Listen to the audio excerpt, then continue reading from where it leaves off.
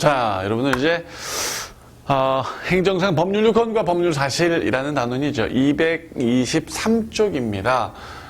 이 단원도 역시 그렇게 많이 출제되는 단원은 아니에요. 그러나 분명히 알고 계셔야 할 그런 부분들이 많죠. 자, 먼저 법률 요건과 법률 사실 이렇게 돼 있는데 우리가 전 시간에 법률 효과라는 말을 배웠단 말이에요. 그죠? 법률 효과가 뭐였지? 권리나 의무의 변동이 일어난다라고 했죠. 권리나 의무의 변동이 일어난다. 근데 어떤 효과가 일어나려면은 권리 의무의 변동이 일어나려면은 어때야 됩니까? 거기에 걸맞는 요건이 충족되어야겠죠. 요건이 갖춰져야만 그에 따라 효과가 나타나겠지. 요건이 충족돼야 효과가 나타나겠지. 근데 그 요건이 충족되기 위해서라면 그 요건에 걸맞는 뭐가 있어야겠습니까? 당연히 사실이 있어야겠죠. 자, 예를 들어 봅시다. 여러분들, 사람이 태어났다라는 사실이 있어요. 근데 사람이 태어났다라는 사실이 대한민국 국적 취득 요건을 구비하게 되는 거죠. 따라서 대한민국 국적 취득 요건이 구비됐기 때문에 대한민국 국민으로서의 권리가 발생하게 되고요. 대한민국 국민으로서의 의무가 발생하게 되죠. 자, 권리 의무의 발생이 있었어요. 무엇 때문에? 요건이 충족되었기 때문에. 그 요건을 충족할 수 있었던 이유는 그러한 사실이 있었기 때문이죠. 그죠? 자, 근데 이 양반이 이제 성이 된 거야. 시간이 지나서 성이 되었다는 사실이 되었습니다. 그렇기 때문에 선거권 취득 요건을 구비하게 되죠. 따라서 요건이 구비되었기 때문에 선거할 수 있는 권리 또 의무가 발생하게 됩니다. 자, 이 양반이 의사였어요. 죽어버렸어요. 그런 사실 때문에 의사 면허가 실효될 요건이 충족됩니다. 그래서 의사 면허가 없어지게 되는 거죠. 이렇게 어떤 사실이 요건을 충족하게 되면은 거기에 맞는 효과가 나타나도록 되어 있습니다. 오케이? 근데 하나의 사실이 꼭 하나의 요건만 충족하는 건 아니에요. 여러 개의 사실이 하나의 요건을 구비하는 경우도 있습니다. 뭐 이를테면 말이죠. 이를테면 내가 청약을 했어요. 저쪽에. 상대측이 승낙을 합니다. 청약, 승낙 어때요? 하나의 사실이 아니라 두 개의 사실이 있죠.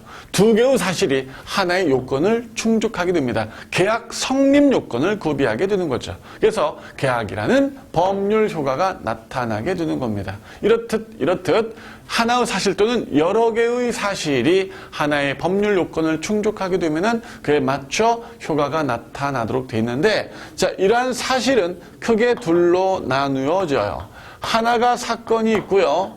하나가 용태가 있습니다. 사건과 용태가 있습니다. 사건은요, 인간의 의도적 정신작용을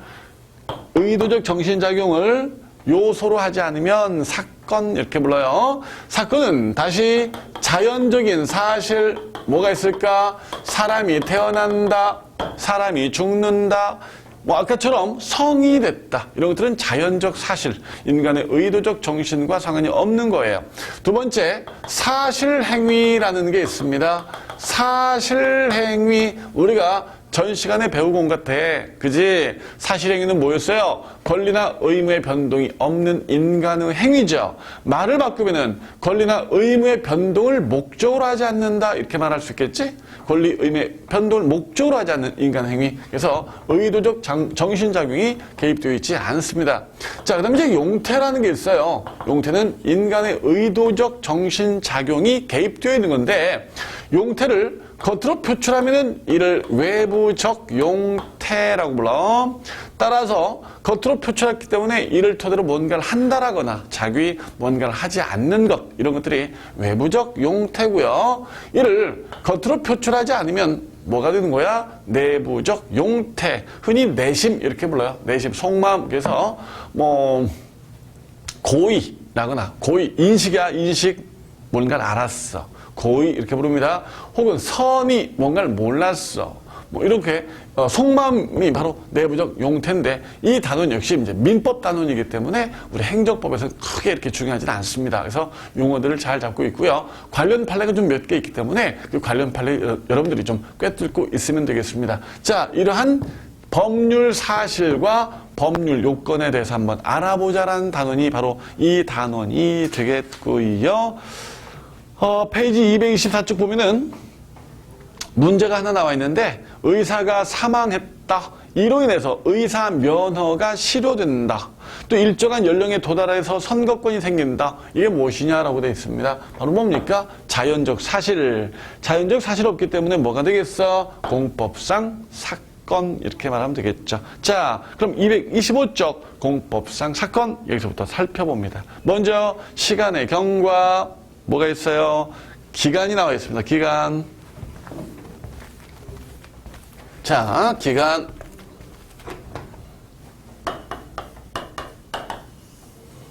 정말 중요하잖아. 정말 중요하지 않아.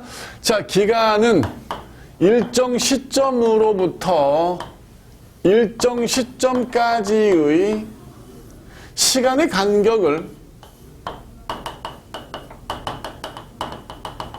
시간의 간격을 기간 이렇게 불러요. 일정 시점부터 일정 시점까지의 시간의 간격 기간 이렇게 부르고요. 여기를 기한이라고 불러. 기한. 여기도 기한이라고 불러. 기한은 용태야. 아까 용태가 뭐라고 했어? 인간의 의도적 정신이 개입된 거라고 했죠.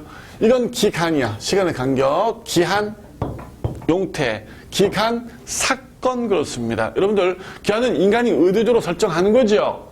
도로 점용허가 단 2011년 10월 1일부터 2011년 12월 31일까지 어때요? 몇 월 며칠부터 몇 월 며칠까지 이건 인간이 의도적으로 설정하는 거야. 따라서 이건 용태야. 그래서 설정이 되게 되면은 그 사이 시간의 간격이 형성된단 말이죠. 이걸 뭐라 부른다고요? 기간 이렇게 부른단 말이야. 근데 이 기간은 특별한 규정이 없으면 뭘 따르도록 돼 있다? 민법을 적용하도록 돼 있어요. 특별한 규정이 없으면 민법을 따라라. 그래서 중요하지 않아? 중요하지 않아. 민법을 따르래. 민법이에요. 그래서 지금부터 민법을 좀 살펴보자 이런 말이에요. 민법이 출제가 되겠는 말이야. 출제가 되지 어렵죠. 자, 일단 민법에서 기간 계산은 줄여 기산이라 불러. 기간 계산, 기산은 언제부터 하느냐?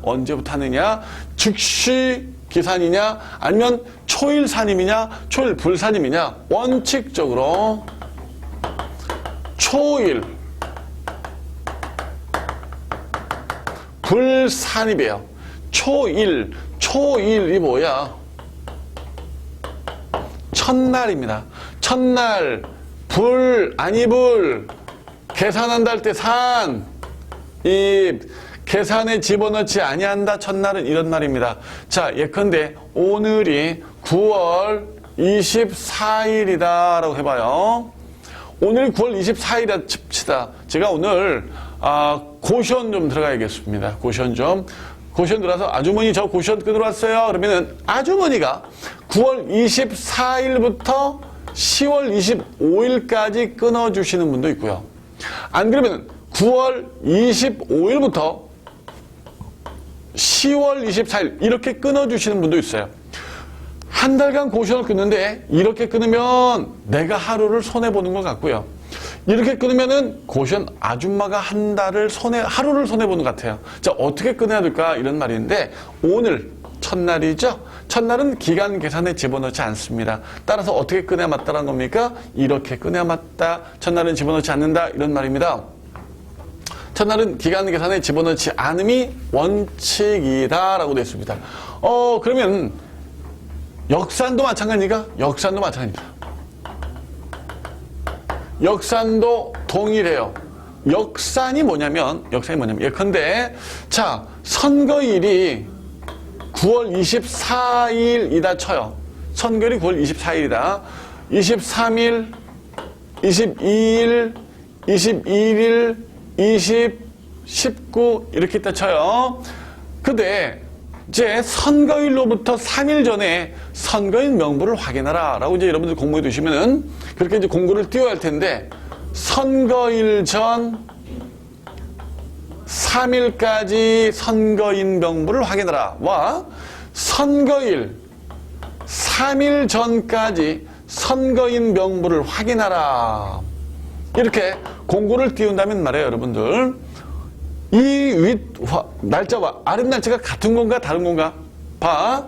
선거일 전 3일이면 선거일 전 후중 선거일 빼고 하나, 둘, 3, 22일까지 선거인 명부를 확인하라가 됩니다. 근데 선거일 3일 전까지면은 선거일 빼고 하나, 둘, 전까지니까 20일까지가 됩니다.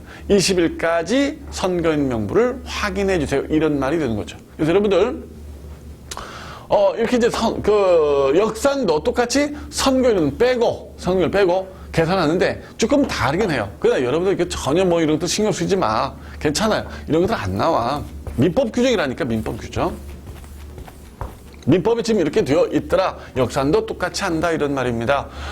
만료는 어떻게 되냐면, 만료는 말일이 경과되면은 만료가 되도록 되어 있는데요. 그 말일이 공휴일일 경우는 이길, 그 다음 일을 여러분들 만료일로 봅니다. 말일 지나면은 만료가 되는데, 말일이 공휴일이면 이길, 그 다음 날이 만료되는 날로 봅니다. 그런데 자, 예외적으로 여러분들 즉시 기간 계산을 하는 경우가 있습니다. 즉시 기간 계산을 하는 경우가 있습니다. 언제냐면은 첫 번째가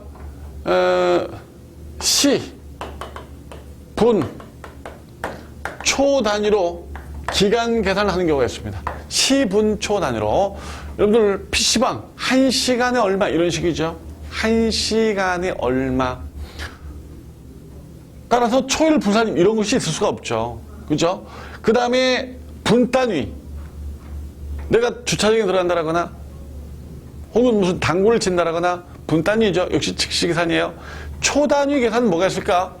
핸드폰. 예, 핸드폰이 있습니다. 초단위 기산이죠. 자, 이렇게 시분 초 단위로 계산할 때는 즉시 계산을 하도록 되어 있고요.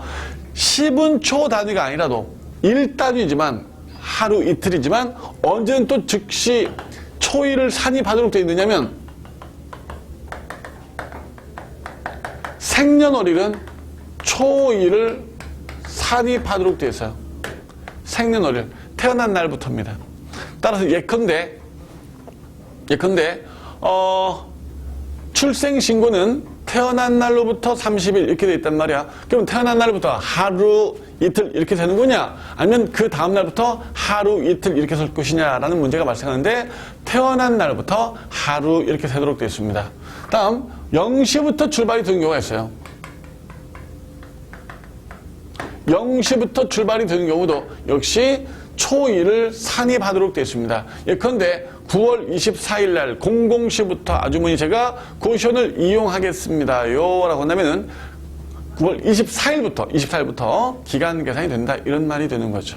오케이입니까? 자, 이게 민법의 규정이 되겠습니다. 그러면 특별한 규정이 있으면 이 규정을 따르지 않는다, 이런 말이 되겠지. 그럼 특별한 규정이 뭐가 있겠어? 공법에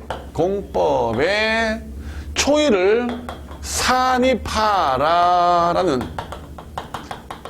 공법에 초일을 산입하라라는 규정이 있다면 공법대로 첫날을 집어넣어라, 이런 말이 되는 거죠. 오케이? 자, 그런 규정이 지금 어느 페이지에 있느냐면요, 페이지 226쪽 보시면은 공법에 특별한 규정이 있는 경우 해가지고 1번 국회 회기 기간, 2번 임시의 집회 공고 1 땡땡땡땡땡땡땡 출생 사망 등의 호적법상의 신고 기간까지가 나와 있을 거예요.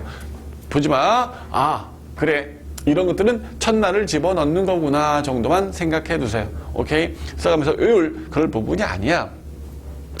다만 4번의 기간의 특례라고 돼 있을 겁니다. 그건 좀 봐야 돼. 그건 봐야 돼. 기간의 특례는.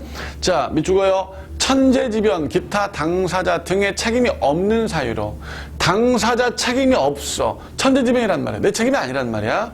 기간을 지킬 수 없는 경우에는 사유가 끝날 때까지 기간 진행이 정지된다라고 되어 있고요. 그 다음에 외국에 거주하는, 체류하는 자에 대한 기간은 행정처의 우편일수, 통신일수 모두 감안해줘라 라고 되어 있는데 이건 행정절차법 규정이야. 우리가 행정절차법 가면 이거 또 해요. 하는데 미리 좀 체크를 해둬라 이런 말이에요. 이건 알아둬야 될 규정이기 때문에 자, 여기까지가 여러분들 일단 기간이라는 단원입니다. 기간 중요한 거 없어. 일정 시점부터 일정 시점까지 시간의 간격을 기간이라 한다. 시점과 시점은 기한으로서 용태다. 오케이? 그 다음에 특별한 규정 없으면 민법을 따르도록 돼 있는데 민법은 첫날을 집어넣지 않는다. 역산도 똑같다. 말일은 이제 경과되면 만료가 되도록 돼 있는데 공휴일이면 이 길이 말일이다. 그 다음에 즉시 기산하는 경우가 있고 15초 단위 초일을 산입하는 두 가지 경우가 있다. 자, 이건 민법 규정이다. 그럼 공법에 특별한 말이 있으면 초일을 산입하는 규정이 있으면 초일을 산입하면 될 것이다. 그것이 8번까지 나와 있다. 그게 중요한 거 아니다. 신경 쓰지 마라. 그 다음에 기간에 특례 규정이 있다. 이거 행정절차법 규정이니까 잡아둬라 이런 말이죠. 오케이? 자, 그 다음 이제 시효인데 한번 우리 칠판 주고 갈까요?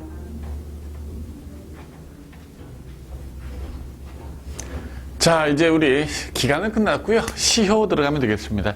페이지 227쪽에 해당됩니다. 갑시다. 시간적 효력, 시간상의 시간상효. 시효가 뭘까요, 여러분들? 시효는 우리가 앞서 사실 몇 번 다루고 왔습니다. 내가 친구한테 돈을 빌려줬어요. 근데 친구한테 돈 줘라는 말을 안 합니다. 10년간 안 합니다. 그럼 나는 친구한테 돈을 받을 수 있습니까? 없습니까? 시효가 완성됐다. 이렇게 불러요. 그래서 우리는 친구한테 돈을 받을 수가 없습니다. 이게 바로 소멸시효 이렇게 부르죠. 그래서 시효제도는 말이에요.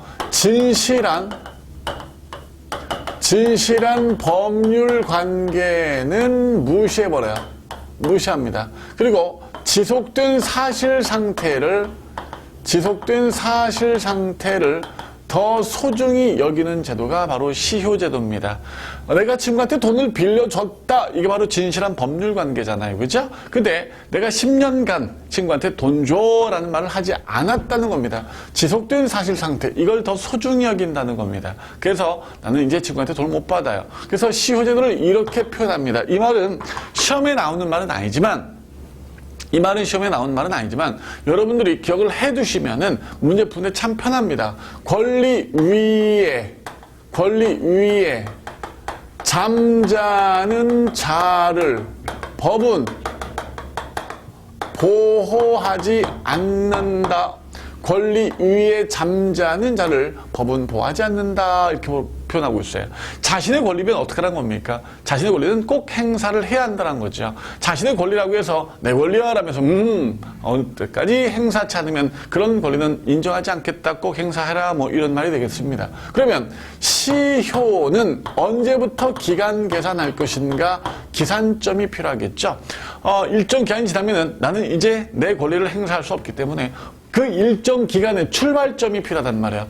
권리가 행사될 수 있는 때냐, 권리 행사 가능 시점부터냐, 아니면 그 권리가 발생했을 때부터냐, 때가 문제가 되는데 여러분들 주로 권리가 발생되면은 그때부터 권리 행사도 가능해집니다. 근데 권리 발생과 권리 행사 가능 시점이 서로 다를 수도 있겠죠. 이럴 때는 언제부터 하느냐면 발생 시점이 아니라 행사 가능 시점부터입니다. 당신은 이 권리를 행사할 수 있었음에도 불구하고 이 권리를 행사치 아니하고 있으니 이 권리는 없애겠습니다라는 거죠. 이 권리는 없애겠습니다. 그러면 이러한 시효 제도는 중단 혹은 정지는 없는가인데 중단 정지 있어요. 언제냐? 납입의 고지라거나 독촉이라거나 최고를 하게 되면은 시효가 중단 정지됩니다.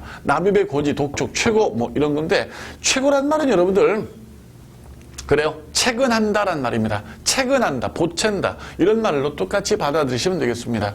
예컨대 내가 친구한테 돈을 빌려줬어요. 돈 빌려줬는데 10년간 내가 친구한테 돈 줘 라는 말 안 하면 나는 이때부터 권리를 행사할 수 없다 이랬잖아요. 그죠? 근데 한 8년째 가서 친구가 돈 줘, 친구가 돈 줘 라고 했습니다. 그럼 이때부터 새롭게 다시 10년이 시작된다는 거죠. 이게 중단 정지 제도입니다. 내가 10년 안에 또 가는 거야. 친구가 돈 줘 그러면 이때부터 다시 10년이 또 시작이 되는 거야. 10년이 또 시작이 되는 거야. 이게 바로 중단 정지 제도입니다. 언제? 고지, 독촉, 최고. 이게 중단 정지 제도다 이런 말입니다. 자, 이런 판례가 있습니다, 여러분들. 이런 판례가 있습니다.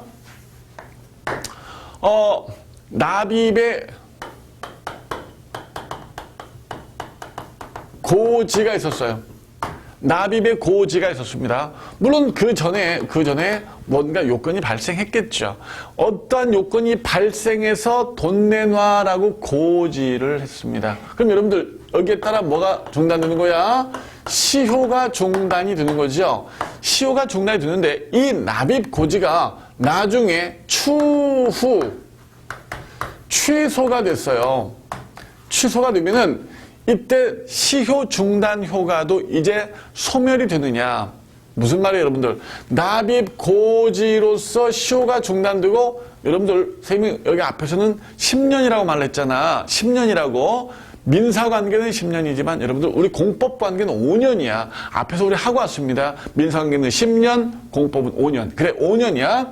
그럼 이때부터 다시 5년이 시작이 되는데 말입니다. 시작이 되는데, 이 납입 고지가 취소가 되면 이때부터 다시 5년이었던 것이 없어져서 이때부터 5년이 되는 것이냐. 이제 이런 문제가 발생한다는 거죠. 오케이, 무슨 말인지? 그러나 납입 고지가 추후 취소되더라도 시효 중단 효과까지 취소되지는 않습니다. 아까 선생님 뭐라고 했어? 권리를 행사하면 그때부터 법은 보호를 해줘야 되는 거죠. 따라서 중단, 정지, 이건 자신의 권리가 지금 행사되고 있다는 거지. 법이 보호해주겠다는 거지. 그래서 중단, 정지를 시키는 거거든요. 따라서 납입 고지를 했을 때 자신의 권리를 행사했기 때문에 시효 중단 효과가 있었던 것이고, 비록 이 납입 고지의 위법이 있어서 취소가 되더라도 자신의 권리 행사한 것까지 없어지진 않아요. 권리를 분명히 행사한 거잖아. 따라서 시효 중단까지 소멸되는 건 아닙니다. 시효 중단 효과는 계속 5년간 이렇게 발생하고 있다 이런 말이에요. 오케이죠? 그래서 여러분들 고지, 독촉, 최고는 고지, 독촉, 최고는 시효 중단 효과가 발생한다는 말 하나 기억을 해두시고요. 자, 이러한 시효제도는 두 가지가 있습니다. 소멸시효제도와 취득시효 제도가 있습니다. 소멸시효는 말이에요. 내 권리를 내가 일정 기간 행사치 않으면 없어지는 것인데, 소멸시효는 현재 특별한 규정이 없는 한 5년이라고 예산회계법, 지방재정법 등의 규정이 되어 있습니다. 특별한 규정이 없으면 5년이다. 그 예산회계법, 지방재정법. 지금은 이제 국가재정법으로 바뀌어 있어요. 법 이름이 중요한 건 아니고요. 특별한 규정이 뭐냐? 특별한 규정은 타법에 민법이나 산법을 포함합니다. 민산법을 포함해서 타법의 5년보다 짧게 되어 있으면, 단기 규정이면 짧은 걸 따르도록 되어 있어요. 5년보다 짧은 걸 따르도록 되어 있습니다. 5년보다 긴 거는요, 5년을 따르도록 되어 있어요. 자, 다시요. 소멸시효는 5년이야. 타법에 특별한 규정이 없는 한 5년인데, 타법에는 민법, 상법이 반대고요. 5년보다 짧게 규정이 되어 있는 경우만 짧은 걸 따르도록 되어 있습니다. 5년보다 긴 것은 5년을 따르도록 되어 있습니다. 예컨대 말입니다. 국가 배상 청구 같은 건 우리가 물론 나중에 외워야 되니까 여러분들 미리 외워둬. 국가 배상 청구는 3년이에요. 이게 이제 바뀔 가능성이 높아. 5년으로 바뀔 가능성이 높아. 입법 예고가 돼 있기 때문에 하여간 지금은 3년인데 국가배상 청구는 3년이라고 어떤 법에 되어 있느냐면은 민법에 규정이 되어 있습니다. 그럼 여러분들 국가배상 청구는 5년이 되는 겁니까? 3년이 되는 겁니까? 5년보다 짧은 규정이 민법에 되어 있기 때문에 민상법을 포함한다라고 했죠. 그래서 국가배상 청구는 3년이 소멸시효가 되는 거죠. 따라서 내가 국가로부터 위법한 피해를 당했다면 나는 3년 안에 가야 되는 거죠. 3년 안에 소송 가야 되는 거죠. 자, 문제는 소멸시효가 그럼 완성되면 어떠한 효과가 나타나느냐는 겁니다. 소멸시효가 완성됐다는 얘기는 5년이 횟가닥 갔다 이런 말이에요. 지나가 버렸다. 그럼 어떻게 될 것이냐인데 두 가지 학설이 있습니다. 절대적 소멸설과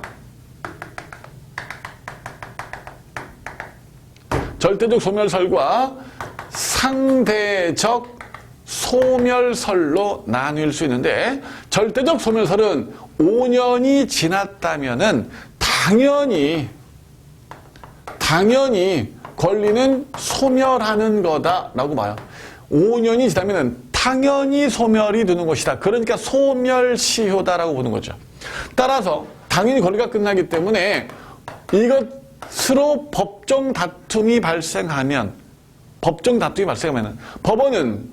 법원에서는 당사자가 주장하지 않더라도 따져줘야 한다라는 입장이 바로 절대적 소멸설입니다. 5년이 지났어. 그것 때문에 쌈났어. 당연히 끝난 걸 가지고 무슨 소송을 청구해. 따라서 법원은 당사자가 주장하지 않더라도 원흉이란 말은 법정에서 당사자가 주장하는 겁니다. 주장하지 않더라도 필요 없다는 얘기야. 주장하지 않더라도 법원은 어디 봐. 그 소멸시효랑 관련된 사건이야. 그건 누가 주장하지 않더라도 내가 따지는 거야 라면서 자진해서 따져줘야 된다는 것이 절대적 소멸설이에요. 반면 상대적 소멸설은 5년이 지나게 되면은요, 주장할 수 있는 권리만 비로소 발생했다. 이렇게 봅니다. 당신 나한테 돈 못 받아. 5년 지났거든. 이렇게 말할 수 있는 권리만 비로소 발생했대요. 따라서 주장할 수 있는 권리만 발생했기 때문에 이것 때문에 법정 다툼이 발생하면 어떻게 하겠어? 법원 가서 당사자가 당연히 주장할 필요가 있는 거죠. 주장을 해야 된다 이렇게 보고 있습니다. 그러면 우리 다수설은 어느 쪽 입장이냐? 이쪽이 우리 다수설의 입장입니다. 당연히 권리가 끝나는 것이고 법원에서 당사자가 주장할 필요도 없다라는 게 다수설인데 우리 판례는요, 좀 희한한 태도를 취하고 있어요. 우리 판례는 이쪽 태도를 취하고 있어. 이쪽 태도가 현재 우리 판례의 태도입니다. 당연히 권리가 끝나는 것이다. 그러나 법원 와서 주장해달라. 법원에서 주장하지 않는 것까지 우리가 따져줄 수는 없다. 이게 바로 지금 우리 판례의 태도입니다. 오케이입니까? 그래서 다수설과 판례 태도 꼭 잘 잡고 계시기 바랍니다. 자, 이제 거꾸로 취득시효라는 게 있습니다. 취득시효 한번 지우고 갈게요. 칠판 좀. 자, 지웁니다. 자, 이제 취득시효 보도록 합니다. 여러분들, 취득시효는 내 거가 아니지만 내가 일정 기간 동안 가지고 있었다고 해서 내 거가 되는 시간적인 효력이 바로 취득시효가 됩니다. 취득시효는 일단 일정 기간 뭐 사물에 따라 좀 다르지만 20년이에요. 20년 동안 공연하고 평온하게 공공연하고 그다음에 평온하게 아무 일 없이 20년 동안 가지고 있어야 되고요. 그다음에 내가 점유할 의사를 가지고 있어야 됩니다. 이런 이제 자주점유라고 불러요. 내가 소유할 의사까지 갖고 점유하면 자주점유, 소유할 의사를 가지고 있지 않고 점유하면 타주점유를 하는데, 예컨대 뭐 타주점유 같은 경우는 뭐가 있느냐면은 내가 월세를 산다라거나 혹은 전세를 산다라거나 이런 경우는 내가 소유 목적입니까? 잠깐 임차 목적입니까? 임차 목적이죠. 이런 경우는 일정 기간 공공연하게 내가 평온하게 아무 일 없이 점유하고 있었지만 타주점유이기 때문에 이건 취득시효, 내 거가 될 수가 없습니다. 자주점이어야 됩니다. 소유 목적이어야 됩니다. 자, 그러면 이게 국가랑 국민 사이에서도 이러한 취득시효 개념이 행정법 관계에서도 성립할 수 있겠는가? 이제 이런 문제가 발생하는데, 국가가 국민 것을 취득시효할 수 있습니다. 그런 판례가 있습니다. 울산시 사건인데요. 울산시에서 울산 시민이 자기 땅을 측량을 해보니까 자기 땅의 일부가 도로로 사용이 되고 있다는 사실을 알게 됩니다. 뭐야? 내 땅이 도로로 사용이 되고 있단 말이야? 그래, 내 땅 되돌려 주세요 라고 소송을 청구했는데, 뭐래요? 법원이 20년이 넘은 사건이래요. 그래서 이건 국가 거야 라면서 국가의 손을 들어줘 버렸습니다. 따라서 국가는 국민의 것을 취득시효로 소유할 수가 있습니다. 그럼 국민도 국가 것을 취득시효할 수 있겠느냐? 이제 이런 문제가 발생하게 되죠. 국민도 국가 것을 취득시효할 수 있느냐? 일단 여러분들 국유재산은 크게 이렇게 나눌 수 있습니다. 일반 재산은 제일 마지막에 쓸게요. 행정재산부터 씁시다. 행정재산과 일반 재산으로 나눌 수가 있습니다. 여러분들 행정재산, 일반 재산 구분만 하세요. 이것만 구분하세요. 그래서 선생님이 조금 더 구분해드릴게. 그러나 그것까지 여러분들은 볼 것 없어. 외우지 않아도 돼. 공용물이라는 게 있어. 공용물은 공용에 사용된다는 거죠. 공용에 따라서 누가 이용하는 거냐면은 행정주체가 이용하는 물건들. 이게 바로 다 공용물입니다. 행정주체가 이용하는 건 뭐가 있을까? 경찰차도 있을 것이고요. 각종 청사도 있을 것이고요. 이런 것들이 바로 공용물 이렇게 부릅니다. 그 다음에 공공용물이라는 게 있습니다. 공공용물은 공공용에 사용된다 이런 말이 있죠. 그러면 공용하고 공공용은 어떤 차이가 있어? 공용은 행정 주체가 이용하는 거라고 했죠. 공공용은요, 일반 국민이 이용하는 겁니다.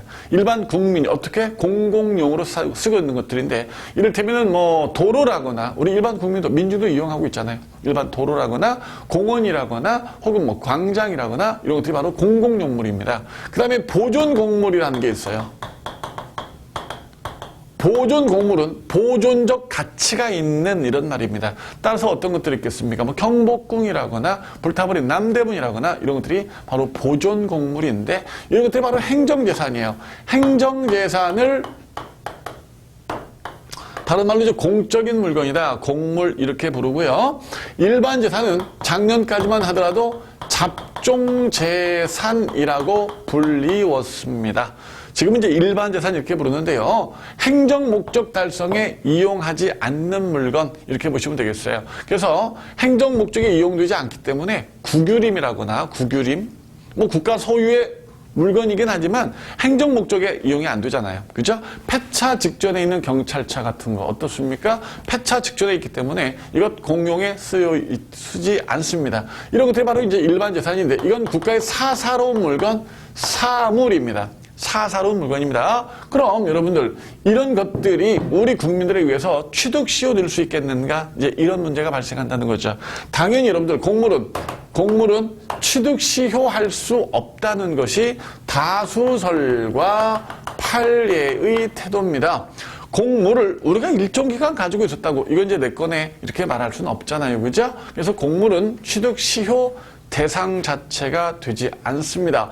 단 공용 폐지되면 됩니다. 공용 폐지되면은 시효 취득이 가능한데, 그러한 영역이 여러분들 다 강론입니다. 강론 부분이기 때문에 여러분들은 크게 신경 쓰지 않아도 됩니다. 이렇게만 신경 써라. 국유재산 중 공물은 시효로서 취득할 수 없다라고요. 그러면 일반 재산, 잡종재산은 어떤가? 우리가 시효로서 취득할 수 있겠는가? 이제 이런 문제가 발생하는데, 국유재산법에 의하면 국유재산은 시효로서 취득할 수 없다. 국유재산법에 국유재산은 시효로서 취득할 수 없다. 이런 규정을 두고 있더라 이거죠. 시효로서 취득할 수 없다. 자, 그러니 무엇도 못 갖고 무엇도 못 가져요. 곡물도 못 갖고 사물도 못 갖더라 이겁니다. 이거 기분 나쁘잖아요. 왜? 국가는 국민 걸 갖잖아. 국가는 국민 걸 갖는데 국민은 국가 것을 아무것도 못 갖는다라고 이렇게 지금 규정을 해놓고 있잖아요. 기분 나쁘죠. 평등원칙 위반이란 말이에요. 그래서 이거 혹시 평등원칙 위반 아니에요? 라고 했더니 우리 헌법재판소가 시원하게 위헌 결정을 때려줍니다. 위헌이네. 그래서 위헌 결정 덕에 이제 우리 국민도 무엇은 가질 수 있게 됐어? 일반 재산은 시효로서 취득할 수가 있게 되었습니다. 일반 재산은 우리도 시효로서 취득할 수 있게 되었습니다. 오케이입니까? 자, 다시 보세요. 시효제도 다시 보세요. 시효는 진실한 법률 관계는 무시하고 법적 안정성을 위해서 지속된 사실 상태를 존중하는 거죠. 권리 위에 잠자는 자를 법은 보호하지 않는다라는 말을 꼭 기억해 두셔. 권리 위에 잠자는 자를 법은 보호하지 않는다. 그 다음에 여러분들 기간 계산 언제부터 한다고 했죠? 권리 발생 순간부터 행사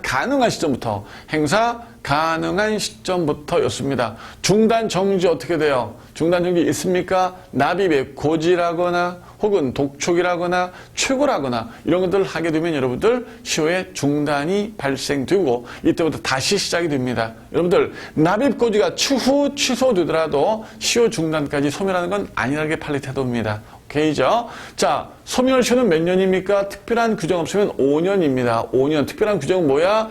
타법의 5년보다 짧게 규정되는 것은 타법을 따르면 된다. 이런 말이죠.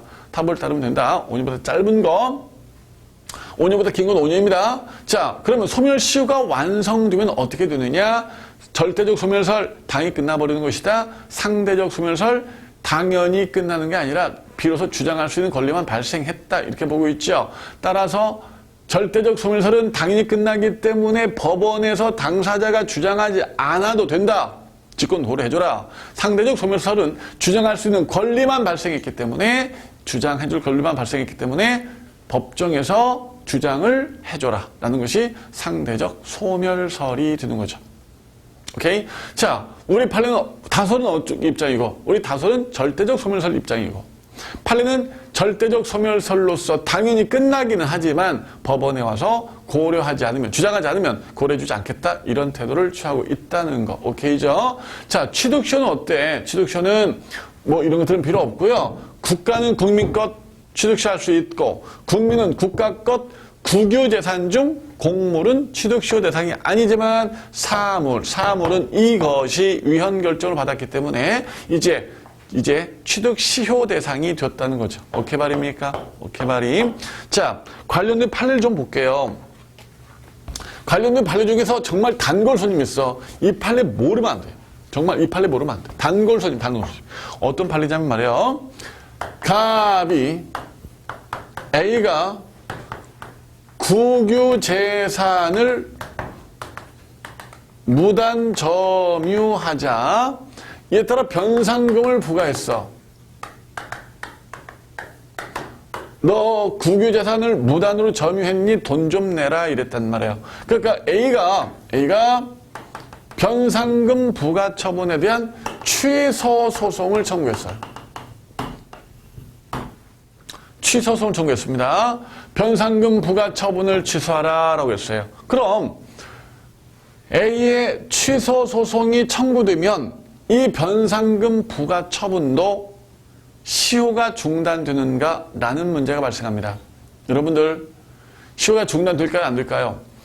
변상금 부과의 시효가 중단되려면은 납입의 고지라거나 독촉이라거나 최고 등이 있어서 누가 누구한테 권리를 행사해야 돼? 잠재적 권리가 아니야 돼? 갑이 A한테 독촉, 최고, 납입의 고지 등을 통해서 권리를 행사해야 변상금 부과가 시효가 중단되는 거지. 근데 지금 이건 누가 누구한테 했어? A가 갑한테 취소 소송을 청구했을 뿐이란 말이야. 따라서 취소 소송을 청구했더라도 갑이 A한테 고지 등을 하고 독촉 등을 한 것이 아니기 때문에 시효 중단 효과가 없어요. 오케이입니까? 오케이입니까? 취소송 청구했더라도 갑이 A한테 권리를 행사한 게 아니란 말이야. 따라서 시효 중단 효과가 없어요. 오케이입니까? 자, 그러면 소송 진행 중에 갑은 이 변상금 부과 처분을 직권으로 취소할 수 있을까요? 없을까요? 직권으로 취소할 수 있습니다. 변상금 부과에 대해서 A가 소송 청구하더라도 갑은 미안 쏘리 내가 이거 취소해줄게 라면서 직권으로 취소할 수 있습니다. 이 판례가 정말로 단골손님입니다. 단골손님입니다. 시효 중단 이거 시효 중단 효과 없다. 소송 진행 중이라도 직권 취소가 가능하다. 이 말 꼭 기억을 해두셔야 됩니다. 오케이입니까? 자, 문제를 좀 보겠습니다. 문제가 어디에 있나요? 문제가 저기 뒤에 237쪽에 있는데 237쪽의 문제가 바로 시효 문제입니다. 풀어봅니다. 공법상 시효에 대한 다음 설명 중 가장 옳지 않는 것 이렇게 되어 있습니다. 1. 타 법 규정에도 불구하고 공법상 채권의 소멸 시효는 5년이다 이렇게 되어 있습니다. 틀렸죠? 타법 규정이 없을 때의 5년입니다. 타법에 특별한 규정이 없을 때의 5년입니다. 타법의 규정이 있음에도 불구하고가 아닙니다. 이번에 시효의 중단과 정지에 대해서는 타법에 특별한 규정이 없는 한 민법 규정에 따른 적용된다. 지금 우리는 민법이라는 단어를 하고 있습니다. 그죠? 그 다음에 3번에 지방자치단체의 납입 고지는 시효 중단 효력이 있다. 납입의 고지, 독촉, 최고. 여러분들 시효 중단 효력이 있다. 4번 취득시효 제도의 이념은 취득시효 제도는 행정상 법률 관계도 적용된다. 국가랑 국민의 관계가 행정상 법률 관계야. 그지? 행정상 법률 관계도 적용되며 국가 등이 사인 소유의 물건을 취득시효할 수 있습니까? 오케이. 울산시 사건 말씀드렸죠. 5번에 국유 잡종 재산, 일반 재산 이제 시효 취득이 인정되고 있습니다. 따라서 정답은 1번 선택지 타법 규정에 특별한 규정이 없을 때에입니다. 없을 때 소멸시효가 5년이 되는 거죠. 자, 우리 지금 뭐뭐 했습니까? 이 시간에 기간과 그 다음에 시효 제도를 살펴봤습니다. 기간, 시효 그렇게 많이 중요하지 않습니다. 그러나 시효에서 꼭 알고 있어야 될 것이 좀 있었죠? 이 판례는 정말 단골손님에 해당되겠습니다. 자, 그 다음에 이제 제척기간입니다. 그 다음에 주소고소가 나왔습니다. 제척기간은 당연히 짧지요? 그러나 제척기간에서 여러분들이 구분을 해야 될 것이 있습니다. 질서 위반의 규제법 때문인데 우리 친구들이 이 부분을 좀 제척기간을 구분을 잘 못하는 경우가 있습니다. 개념이 좀 어렵다라고 이렇게 말하는 친구들이 좀 있습니다. 그래서 제척기간이 좀 시간이 좀 걸려요. 그래서 남아있는 시간이 좀 얼마 안 되기 때문에 우리가 다음 시간에 제척기간 그 다음에 주소고소. 주소는 아까 우리가 끝났던 것 같고요. 그 다음에 고소 살펴보고 그 다음에 사무관리 부당이득을 우리가 다음 시간에 처리를 하도록 하겠습니다. 자, 이 시간은 여기서 마치도록 하겠습니다. 자, 기간하고 시효제 됐습니다. 다음 시간에 제척기간 이어가도록 합니다. 수험생 여러분들 수고 많으셨습니다.